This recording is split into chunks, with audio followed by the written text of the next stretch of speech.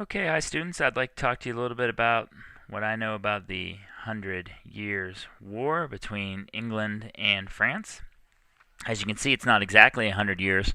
The historians are looking back trying to figure out a name for this war, and since it lasted around 100 years, they decided to call it the Hundred Years' War. It actually was 116 years before the final truce took place, although it basically was just four major wars with many truces in between. And it wasn't like they fought for the entire 116 years. They'd fight for, 5 or 6 years and then take, 10 years off. And then fight for another, 7 or 8 years and then take 4 years off or something like that. Why are these wars significant? Well, the first thing is it gave both the French and the English strong feelings of nationalism and also a little bit of separation between each other because until this time, a lot of the English kings and queens were related to the French kings and queens, and many of them controlled land. Many of the English kings and queens controlled land in France, and vice versa. We know about William the Conqueror, who was from Normandy, which is in France, going into England and conquering England. So there was a lot of back and forth conquering between the two, and also, these royal families were related, and a lot of interbreeding was taking place between these families to keep the bloodlines. But after 1453, you see a separation between England and France and this strong feeling of national pride. Also, during these wars, it gave an introduction of newer weapons and tactics. Knights and heavy cavalry became obsolete at the end of the Hundred Years' War because of an invention that came from China known as gunpowder. The French population was decimated, actually worse than decimated during these wars. Are you ready for this? Their entire population was reduced by 2/3. I'm not making a mistake there. I'm saying 2/3. The French lost 2/3 of their population because of the Hundred Years' War. And not only because of just war, but also because of epidemics such as the bubonic plague, which happened to strike them right around the same time, and then also famine and drought. And at the very end, England lost all of their control over France. England had regions in the northern part of France and the southern part of France under their control, and they did not have those anymore after the Hundred Years' War. One of the major weapons in the Hundred Years' War is this weapon. It is known as the crossbow. This would be known as the shotgun of the Middle Ages. This would be very powerful and deadly from a very close range, and it was so powerful that the Catholic Church decided to ban its use against fellow Christians. Well, yes, and you heard that right. No, you could use it against Muslims or, I guess, non-Christian people, but you weren't allowed to use it against fellow Christians. So, thank you, great Catholic Church, for saying that you can't kill fellow Christians with it. All right. And also, the bad thing about the longbow is that some of them, the very, very powerful ones, needed a winch or a pulley system to load. Even the ones that you fired that you could load by hand and fire very quickly, it oftentimes took somebody to sit down on the ground and put their feet inside the curved part of this, and then use their big lat muscles and back, muscles to push. And it's called to span the crossbow. And when we look a little bit further into this blend space, you will see some videos of a guy that's showing you how to span the medieval crossbow. The French knights were using this, and they had a lot of success during the first parts of the war against England. They had more people than the English did, first of all, and second of all, they were fighting on their home turf most of the time.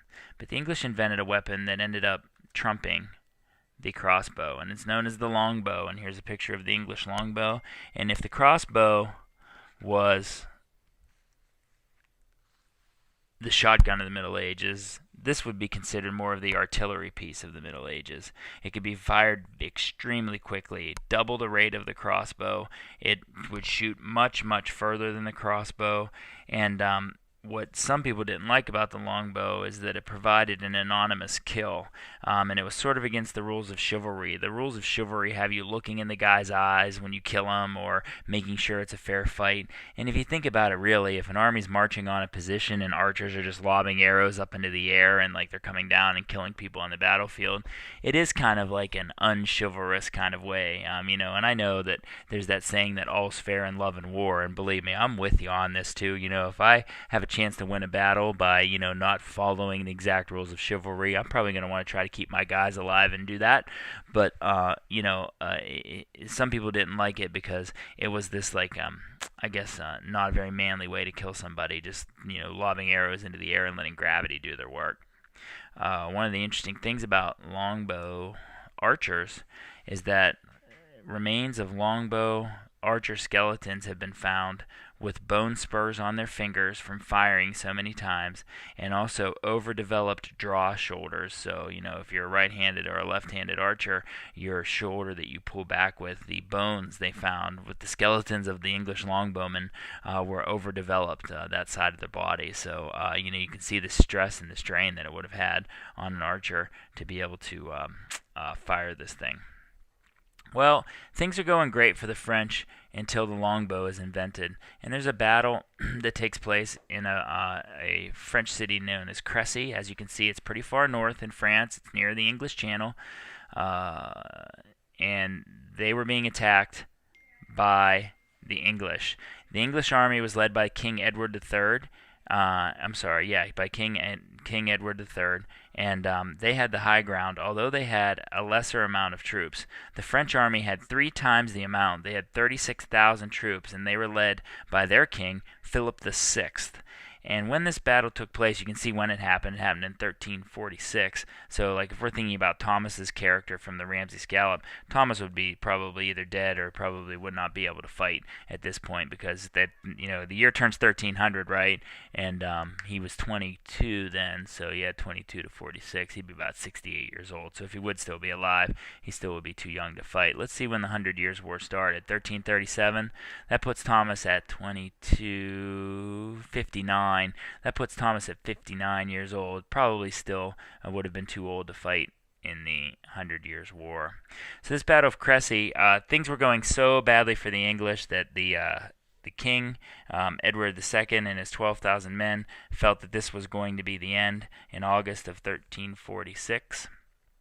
And the thing that he had going for him is he had the longbow, and he also had the high ground, and it had rained the night before. And so if you can imagine these dark blue areas being the English and being on top of a hill, and the red troops are the French troops, and they are marching up this hill. Well, the best thing that happened for the English was that there had been a deluge the night before. It had rained a bunch, and these knights that were carrying these heavy crossbows and covered in armor marching up this hill kept slipping and falling. Their horses kept falling, and these men were skewered by the English longbowmen. The French king, Philip VI, ordered 16 charges up this hill. 16 failed charges. Some of the people got stuck in the mud. Some of the French knights actually drowned in the mud because their armor was so heavy. They were knocked down and injured, and they drowned face down in the in the mud. Sorry, yeah, probably a lot of blood too. But after 16 failed charges, the French finally retreated. Get ready for the death toll on both sides. Remember, the English only had 12,000 to start off with, and the French had 36,000. The English only lost 102 men, and only 2 of those were knights. The French lost almost 14,000 knights and over 10,000 infantry, a total of 23,853 total French warriors killed in this battle. So the English lost 102, and the French lost 23,000, almost 24,000 men. What an overwhelming victory for the English. There was another battle a couple years later at a place called Agincourt. Same kind of result. The English longbow ended up telling the tale against the French crossbow. And it's really, the longbow turns the tide of this war. The English start, taking French cities, and they end up really pretty much having control over big chunks of France until a hero comes along for the French, and not really a hero, a heroine, which is a female hero, and her name is Joan of Arc, and I'll talk about her in the next video that I post. So, basic information about the 100 Years' War. French versus English lasted 116 years. It gave them both a sense of nationalism, and it proved that the longbow was superior to the crossbow. All right, that's it. Thanks.